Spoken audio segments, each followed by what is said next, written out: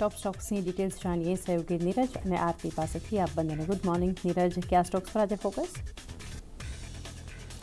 જી, ખાસ કરીને આજના દિવસે ફરી પાછા એક વખત આપણે ઓએમસી સ્ટોક્સ છે, પેઇન સ્ટોક્સ છે, એવિએશન સ્ટોક્સ છે, એ બધા પર ખાસ કરીને નજર રાખવાની છે, કારણ કે જો ક્રૂડની અંદર ફરી જે ઘટાડો આવતો જોવા મળ્યો છે, આ શાંતિ વાર્તાની આશાએ, સ્ટ્રેટ ઓફ હોર્મુઝ ફરી પાછું ખુલવાની આશાએ ને એને લઈને આજે તમને $40 નીચે $80 નીચે બ્રેન્ટ આપણને આવતું દેખાઈ ગયું છે। એટલે ખાસો એવો ઘટાડો અહીંયાથી આપણને બ્રેન્ટની અંદર આવતો દેખાયો છે। ગઈકાલે જ $83-84 આજુબાજુનું કામકાજ જોવા મળ્યું હતું, ત્યાંથી એક સારો એવો ઘટાડો છે। એટલે ઓએમસીસ ફરી પાછા આપણને ફોકસની અંદર રહેતા દેખાશે। પેન્ટ સ્ટોક્સની અંદર પણ એક સારી તેજીની અપેક્ષા છે। બીજી તરફ ઇન્ટરગ્લોબ એવિએશન કે જે આપણને ખાસ કરીને ઘટાડા તરફી કારોબાર કરતો દેખાયો હતો, ત્યાં પણ એક પોઝિટિવિટી આજના દિવસે જોવા મળી શકે છે। એટલે આ બધા સ્ટોક પર તમારે ખાસ ફોકસ રાખવાનું છે, એટલે એના પર એક ચોક્કસથી નજર રાખજો। બીજી તરફ તમારે ધ્યાન રાખવાનું છે રિયલ એસ્ટેટ કંપનીઓની ઉપર, ખાસ કરીને એમાં પણ જે મુંબઈ સ્થિત રિયલ એસ્ટેટ કંપનીઓ છે એમના કામકાજ પર એક મોટી અસર આવતી જોવા મળી શકે છે, કારણ કે બીએમસી દ્વારા પાણી કાપની જાહેરાત કરવામાં આવી છે। હવે આપણને ખબર છે કે અત્યારે વરસાદ નથી આવ્યો, અલ નીનોની જે ઇફેક્ટ છે એને લઈને ચોમાસું લંબાયું છે, એટલે મુંબઈને જે જળાશયો પાણી પૂરું પાડે છે ત્યાં હવે માત્ર 10%ની આજુબાજુ જેટલું જ પાણી બચ્યું છે, જેને લઈને ફરી પાછી ચિંતા ઊભી થઈ છે। ઓલરેડી મે મહિનાથી મુંબઈની અંદર પાણી કાપ 10% જેટલો આપવામાં આવતો હતો, પરંતુ હવે આ પાણી કાપને વધારવામાં આવ્યો છે અને એની અંદર જેટલી પણ કન્સ્ટ્રક્શન સાઇટ્સ છે એ બધાને પર અત્યારે ખાસ કરીને પાણીનું સપ્લાય જે છે એ રોકવાની વાત બીએમસી દ્વારા કહેવામાં આવી છે, આદેશ બીએમસી દ્વારા આપવામાં આવ્યો છે। એટલે આજના દિવસે તમને જો ગોદરેજ પ્રોપર્ટીઝ છે, ઓબેરોય રિયલ્ટીઝ છે, લોઢા ગ્રુપ છે કે પછી કીસ્ટોન, કલ્પતરુ, આ બધા પર તમારે ખાસ કરીને નજર રાખવાની કે જ્યાં તમને મુંબઈની અંદર જેમના પ્રોજેક્ટ્સ મોટા ચાલી રહ્યા છે, અત્યારે અંડર કન્સ્ટ્રક્શન છે, એ બધા પર એક મોટી અસર આવતી જોવા મળશે, કારણ કે જો અહીંયાથી કામ અટકે છે તો પછી ડિલિવરીની અંદર ડીલે થતું જોવા મળશે, અને એ બધી બાબતોને લઈને તમારે અહીંયાથી ખાસ કરીને આજે રિયલ એસ્ટેટ સેક્ટર પર નજર રાખવાની છે કે જ્યાં આજના દિવસે ઘટાડો આપણને આવતું જોવા મળી શકે છે। બીજી તરફ તમે કોફોર્સ પર નજર રાખજો। જુઓ, ગઈકાલે અહીંયા ઇન્વેસ્ટર ડે હતો અને ઇન્વેસ્ટર ડેની અંદર કંપનીએ વિવિધ લક્ષ્યાંકોની વાત કરી છે, જેમાંથી ખાસ કરીને FY27 માટે તેમણે $2.6 બિલિયન પ્લસ આવકની ગાઈડન્સ આપ્યું છે અને $400 મિલિયન વધારાના એબિટ ગાઈડન્સ તેમણે અહીંયાથી આપ્યું છે। એટલે FY27 માટેનું એક આ ગાઈડન્સ છે, અને FY30 માટે એમણે જે લક્ષ્યાંક આપ્યા છે એમાં ખાસ કરીને $5 બિલિયન પ્લસનું લક્ષ્યાંક તેમણે આપ્યું છે અને $800 મિલિયન પ્લસનું લક્ષ્યાંક તેમણે એબિટ માટેનું આપ્યું છે। એટલે એના પર એક નજર ચોક્કસથી તમારે રાખવાની છે। જો કે અન્ય જે મુખ્ય વાતો આપણને આવતી જોવા મળી તેમાં તેમણે કહ્યું છે કે FY26 થી 30ની વચ્ચે 15% ઓર્ગેનિક CAGR ગ્રોથનું લક્ષ્ય છે અને 20% ઓવરઓલ એક CAGR ગ્રોથનું લક્ષ્ય છે। એટલે એમનું એવું પણ માનવું છે કે અહીંથી એવો મોટા એક્વિઝિશન કરશે ને અધિક એક્વિઝિશન કરીને આ ગ્રોથ આપણને આવતો જોવા મળશે। તેમણે FY27ની અંદર એબિટાની અંદર 100 BPSના વધારાનું ગાઈડન્સ આપ્યું છે,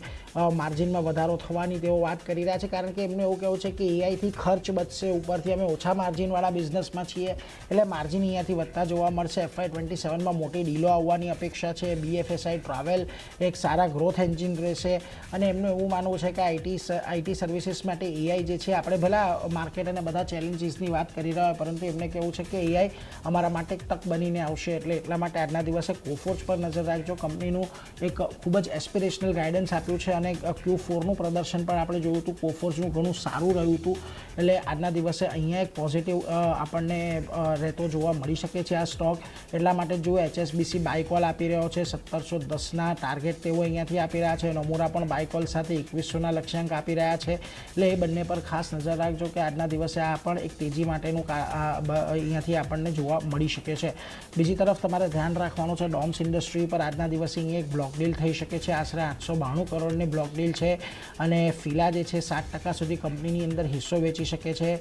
બેઝ સાઇઝ 5.2%ની હશે, ગ્રીન શો ઓપ્શન 1.8%નો છે, ફ્લોર પ્રાઇસ 2100 નક્કી કરવામાં આવી છે, જે 9%ના ડિસ્કાઉન્ટ પર છે। એટલે એના પર એક ધ્યાન રાખજો, ખાસ કરીને તમારે ડોમ્સની અંદર એક આજના દિવસે બ્લોક ડીલ એપ્રિલ બાદ કદાચ ઘટાડો આવતો જોવા મળી શકે, એટલે એના પર નજર રાખવાની છે. એટલે ખાસ કરીને આજના દિવસે રિયલ એસ્ટેટ સેક્ટર છે એના પર તો ફોકસ રહેશે જ, પરંતુ કોફોર્જની અંદર પણ જે ઇન્વેસ્ટર ડેની વાતો સામે આવી છે એને લઈને એક સારી એવી ચાલ તમને આજના દિવસે જોવા મળી શકે છે, એટલે એના પર એક નજર રાખવાની છે. હા, તો મારા તરફથી સ્ટોક થયા, પરંતુ આથી અન્ય પણ ઘણા બધા સમાચાર છે. ક્યાં તમારી નજર ખાસ?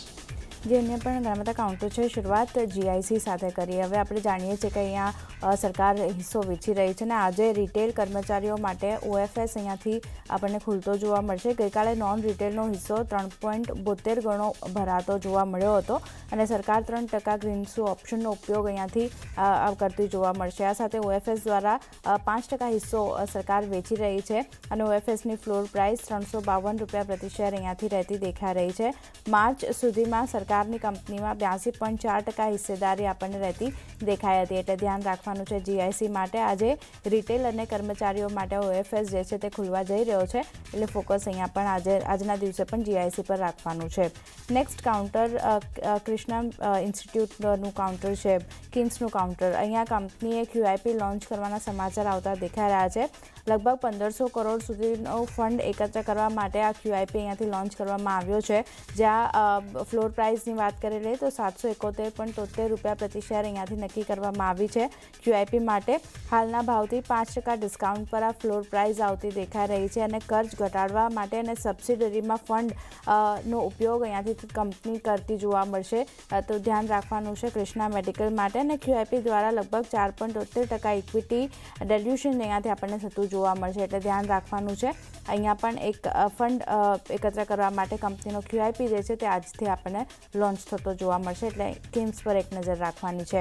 નેક્સ્ટ કાઉન્ટર આઈટીમાંથી વિપ્રોનું કાઉન્ટર છે. હવે અહીંયા જો કંપનીએ COE શરૂ કર્યું છે, એટલે કે સેન્ટર ઓફ એક્સેલન્સ અહીંયાથી શરૂ કરવામાં આવ્યું છે કંપની દ્વારા, જે કંપનીએ applied AI centre of excellence શરૂ કર્યું છે અને એન્થ્રોપિક દ્વારા સંચાલિત જે ક્લોડ મોડલ્સ છે એની માટે આ સેન્ટર ઓફ એક્સેલન્સ અહીંયાથી શરૂ કરવામાં આવ્યું છે. તો વિપ્રોના કાઉન્ટર પર પણ એક ધ્યાન રાખવાનું છે. એક પોઝિટિવ એક્શન અહીંયા પણ આજના દિવસે આગળ વધતી દેખાઈ શકે છે, તો ધ્યાન વિપ્રો પર. નેક્સ્ટ ભારત ફોર્જનું કાઉન્ટર છે. હવે આ કંપનીની સબસિડરી અને પેરામાઉન્ટે ખાસ કરીને સિમ્હા 4x4નું અનાવરણ કર્યું છે.